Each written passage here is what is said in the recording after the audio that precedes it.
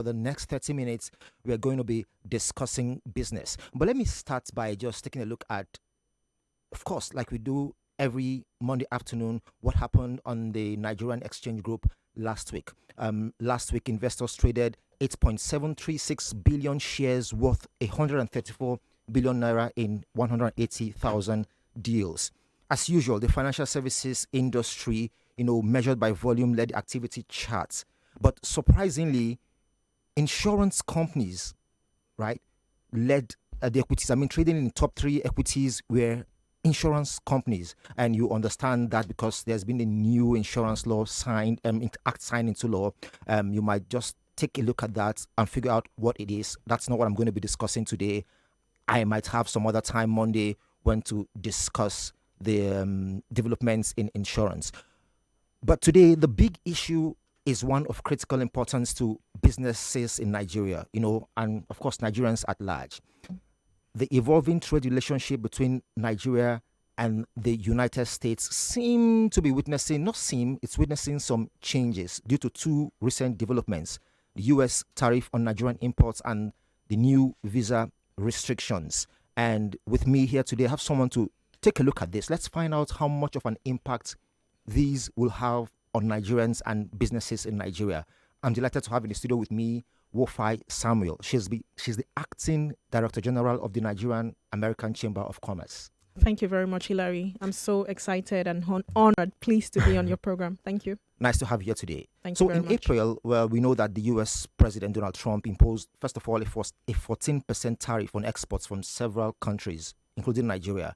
And after a while, it was suspended because the U.S. gave countries 90 days to negotiate individual deals with the U.S. Now, I'm not sure how the negotiation with Nigerian authorities went, but I don't think they were successful because recently the U.S. now imposed a 15% tariff on Nigerian imports.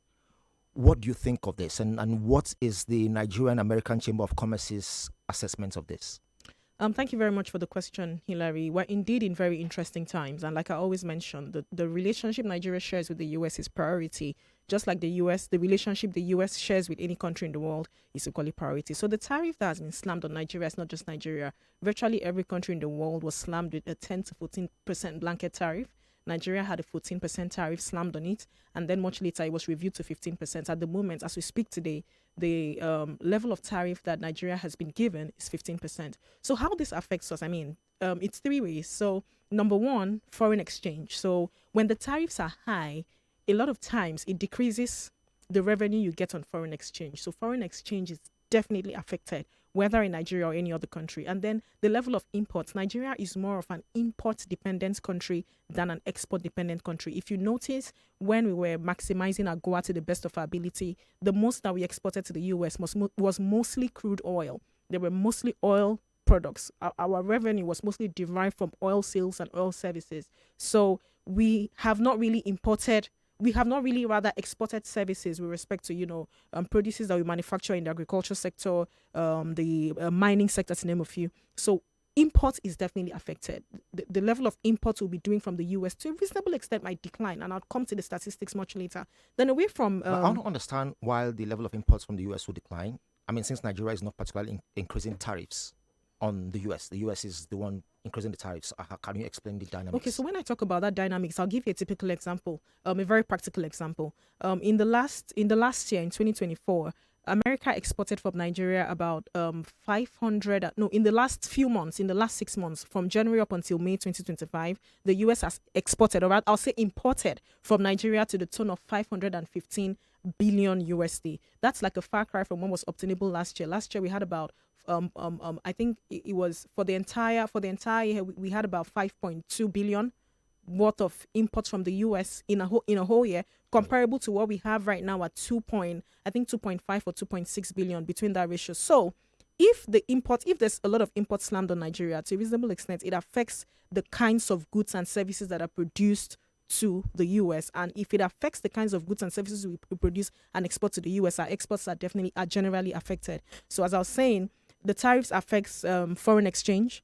It dwindles your foreign exchange. It affects the level of imports that we do with America. And then lastly, to a reasonable extent, it could also affect the partnerships and relationships that we share. The onus is now on Nigeria to, continue to negotiate just like we're doing now. The Ministry of Foreign Affairs is speaking, the Ministry of Communication is speaking, the Minister of Trade and Investment is speaking. Continue to see how you can talk to the US and dialogue, and you shouldn't be retaliative. It should be negotiable. Negotiate all of these figures that they've slammed on us. And then also what we can do is maximize African free trade continental area. That's the AFCFTA. See how we can definitely work with our neighboring countries, Ghana, Benin Republic, Liberia, definitely countries around sub-Saharan Africa, to see how we can export more of our goods and services to them.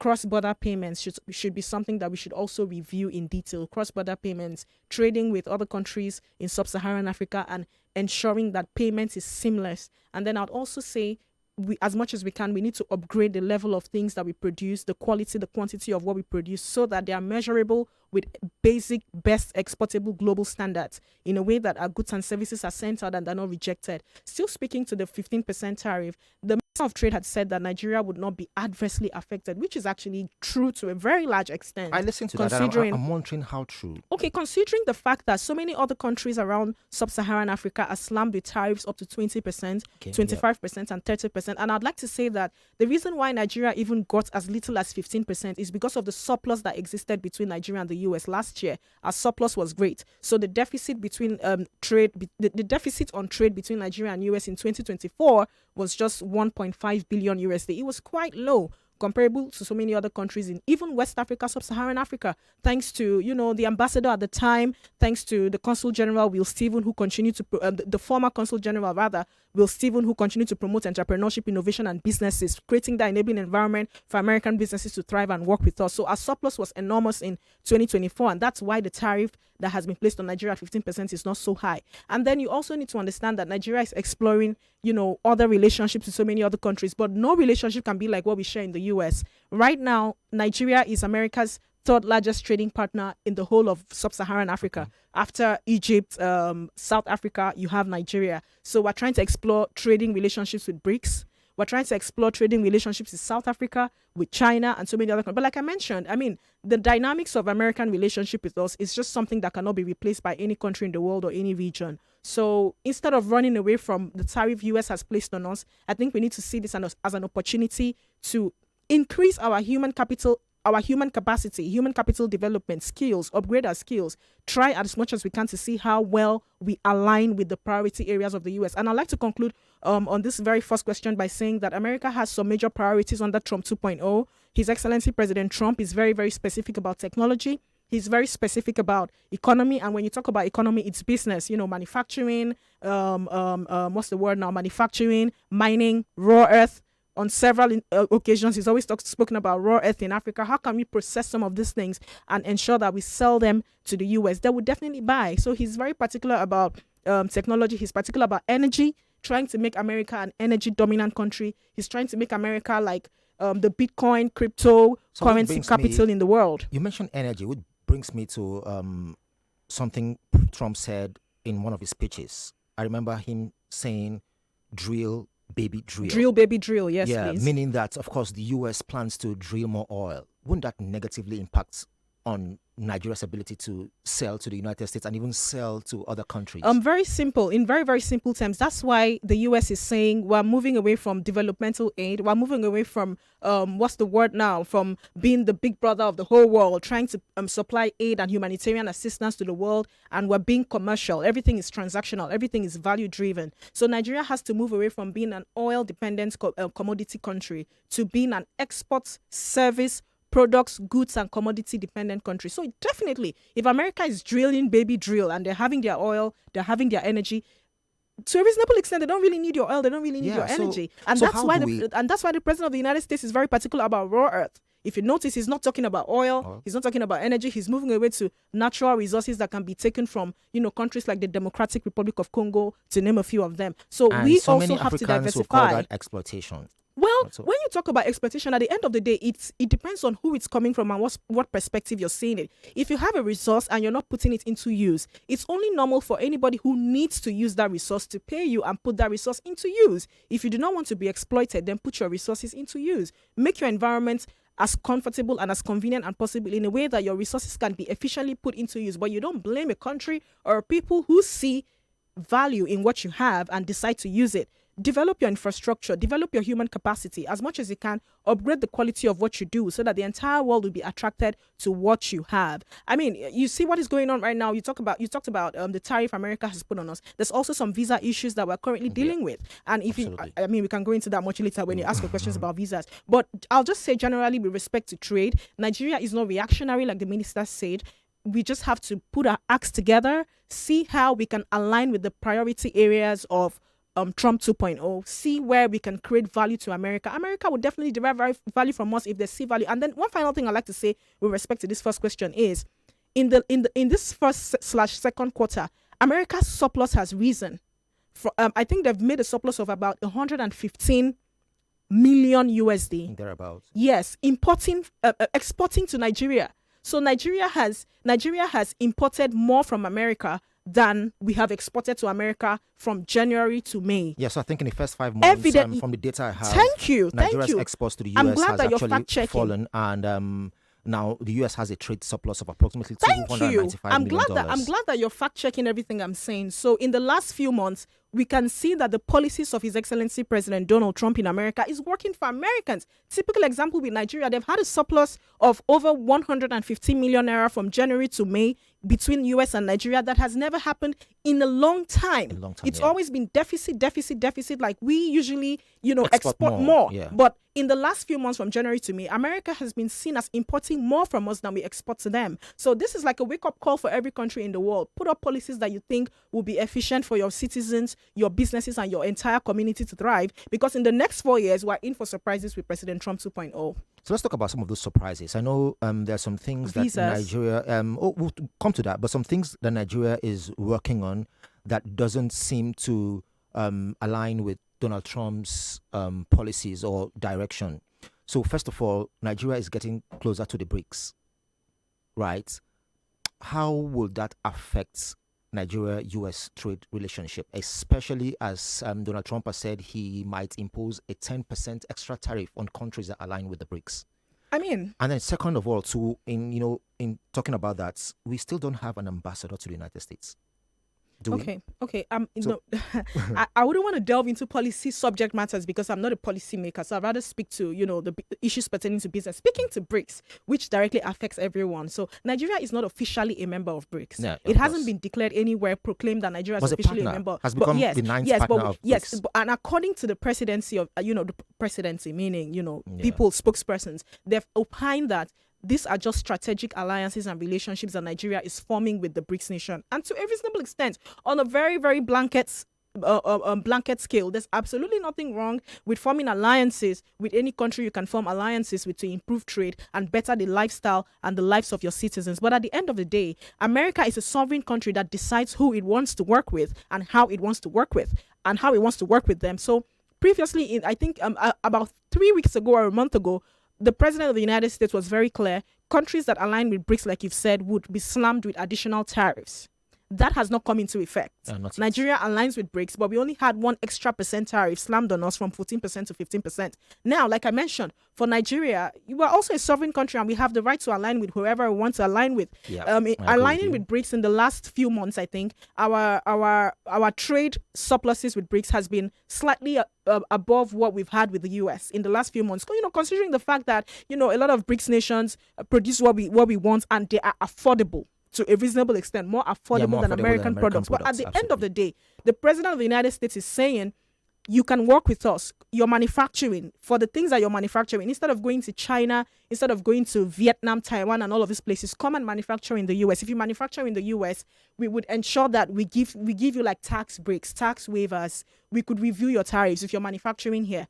For some of the chips and everything you're producing in China and in all of these countries, come and produce them here. If you produce them here, we could find a way to work and merge around, whatever it is we're assigning to you. So for the US, they definitely would not be happy if they find Nigeria or any other country who they consider as strong business partners aligning with BRICS. So that is solely a policy issue. But generally, I would say to the benefits of Nigeria, fine, they can align with whoever they want to align with. But at the end of the day, do you think it is worth straining the relationship you have with America because you want to align with other partners. That's something you need to think deeply about, because they've been very clear about it. We don't want you aligning with BRICS. If you align with if you align with BRICS, or you align with anybody we see as an enemy or a threat to our economic development, we would have to slam your tariffs. So if Nigeria aligns with BRICS, and at the end of the day, President Trump's administration puts a tariff on Nigeria, then we should deal with it and find ways to work around it. You can't eat your cake and have it back. Because I thought we had enough time, but we obviously don't have much time. But I want to ask something. What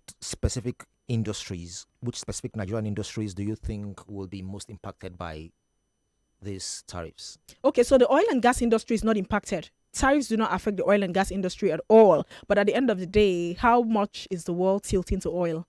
Virtually every country is trying to drill their own oil. So for me, I would say the industries that are most affected are industries that are agriculture focused. So if you check, the most of what the US imports from us are mostly urea, fertilizer, to name a few. These are mostly agriculture products, not even mining, not so much of raw earths or minerals. So the agriculture sector would definitely be affected. And then the garment sector, the garment industry, if you notice, Nigerian Ankara, Nigerian fabrics, Kente, Adira, and so on and so forth, has become like a global world tour. A lot of countries now adorn these fabrics on their runways and so on. So it's a huge export source of income. It's a huge export base for Nigeria. So the garments factory, textiles and industries would greatly be affected. The agriculture sector would greatly be affected. And then to a large extent, services. I mean, Nigeria is equally also driven largely, by the services sector. I was expecting to ask a few questions about visas, because right now that's what is on the minds of everybody. Yeah, obviously. I mean, while countries were actually seeking ways to navigate the new tariffs, Donald Trump imposed, new visa restrictions that affected Nigeria. So right now, it's upgraded its non-immigrants visa policy for several countries. So right now, most non-immigrants and non-diplomatic visas for Nigerian citizens are now single entry visas with a 3-month validity period. What's your assessment of this? As the acting DG of the Nigeria-America Chamber of Commerce. Okay, just before I give you a brief answer to that, I just want to say something, right? For everything America does, 3 questions the current administration asks itself. Does it make America safer? Does it make America stronger? Does it make America more prosperous?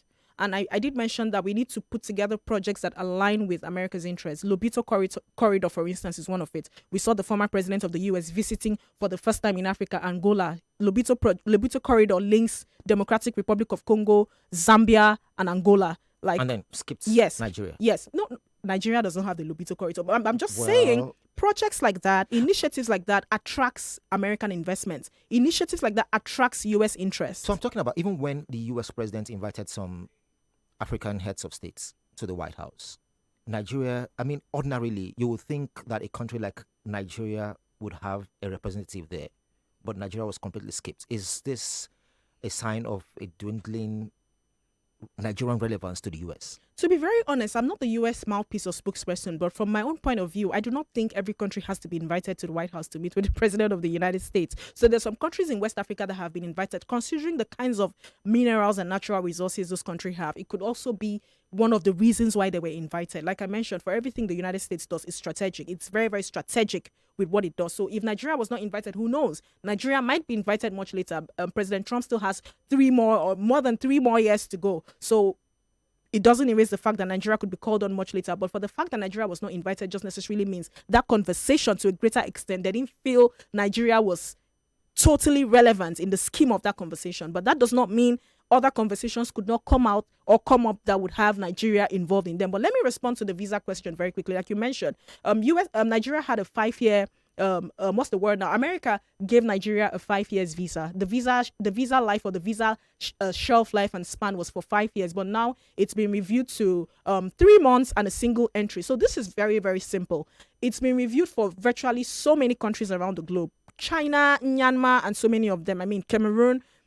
The policy is safe, responsible use of visas. America did that for 3 reasons. Reason number 1, they had complained bitterly that some countries did not have proper documentation of the citizens who were visiting US. Understand something that immigration is very strong. Immigration, border security, and control is something that is very, very strong in this administration, in the administration of President Donald Trump. Immigration is top on his priority. Even during his campaigns, he was very, very clear about what he was going to do with immigration. So for countries that do not have strong vetting with respect to documentation of people who are visiting America, they have problems with that. The consul officer who is interviewing you needs to have an idea and detailed idea about who you are, where you're coming from, what your goals are, what your beliefs are before you come into the United States. Now, other reasons why they had to review this visa process from 5 years to 3 months is a lot of countries overstay their visas. And, automatically, Nigerians have the highest number of immigrants in the U.S., diaspora immigrants in the U.S. So automatically, it means that we don't have the direct number of Nigerians who overstay their visas,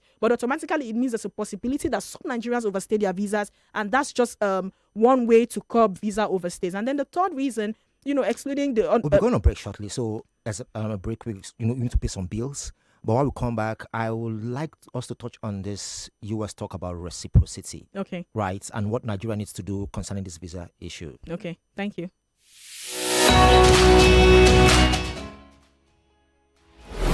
99.3 Nigeria Info. We'll be right back.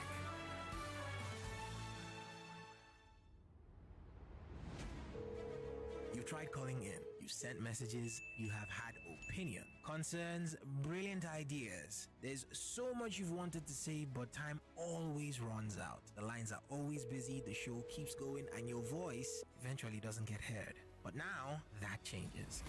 Now you have a chance to speak your truth, to express your views, to raise your voice where it truly matters. Introducing Voice of the People on 99.3 Nigeria Info. This is your platform, a space for real Nigerians to say what is on their minds. No interruptions, no time limits on the phone, and of course, you get to have your voice heard. Just you, your voice, your truth. Here's what to do. Record a short video of yourself, just 30 seconds or less, sharing your opinion on any given issue that concerns you. It could be about government, society, your community, fuel prices, insecurity, unemployment, healthcare, power, education, whatever you feel the need to be addressed. To record this video, make sure you are in a quiet place so we can hear you loud and clear. Then post your video on social media with the hashtag NigeriaInfoVOTP. That is hashtag NigeriaInfoVOTP. Let your voice be heard. Be bold, be honest, be real. Because on a Voice of the People, everyone is listening. Nigeria is listening, and your voice could be the one that could spark change. Voice of the People. Every voice counts. Only on 99.3 Nigeria Info. Let's talk.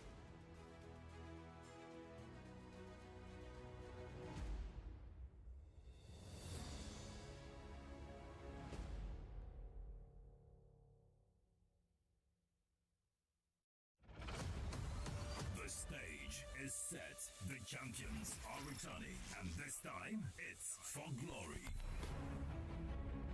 Get ready for the I Beg to Differ Tournament of Champions. Kicking off August 11th at 4 p.m. from the powerhouse cities of Abuja, Port Harcourt, and Lagos. Past winners now face off in the national finals to answer one question: who will be the champion of champions?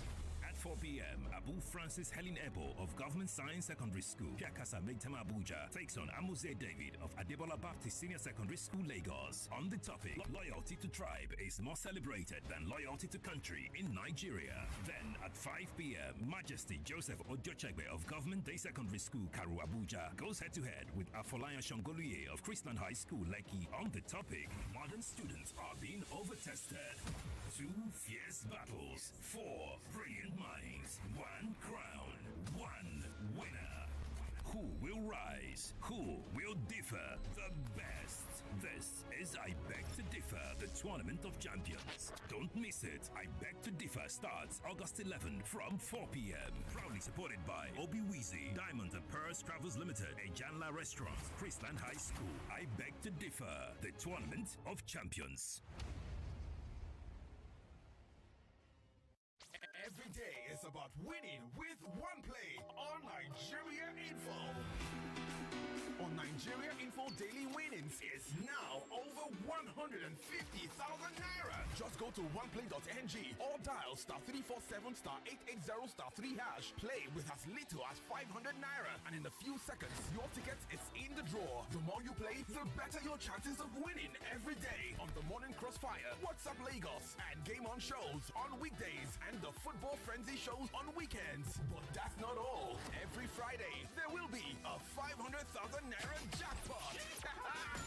Playing during the week automatically qualifies you for the weekly jackpot. Your chances of winning are the same whether you play on oneplay.ng or dial *347 *880 *3#. Remember to play responsibly. Not suitable for persons under the age of 18. OnePlay is a registered trademark under Lasho Trading Services Limited, licensed by the Lagos State Lotteries and Gaming Commission. 99.3 Nigeria Info. Your number one station for talk. Let's talk. Let's talk.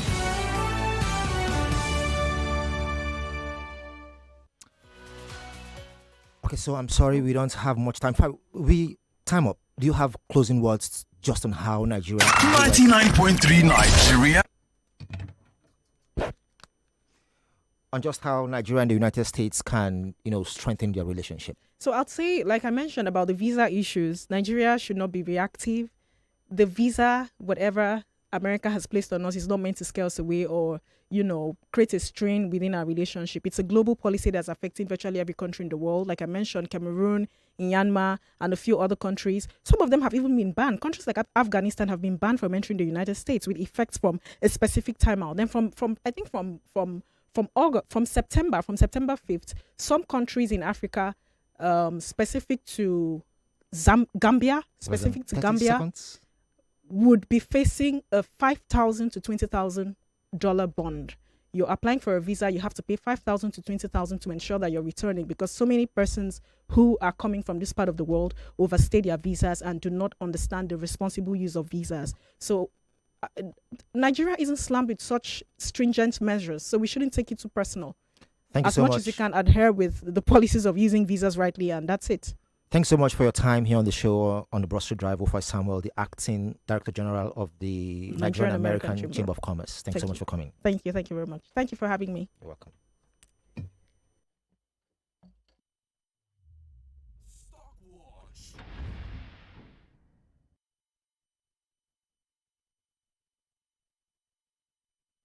The news update on 99.3 Nigeria Info.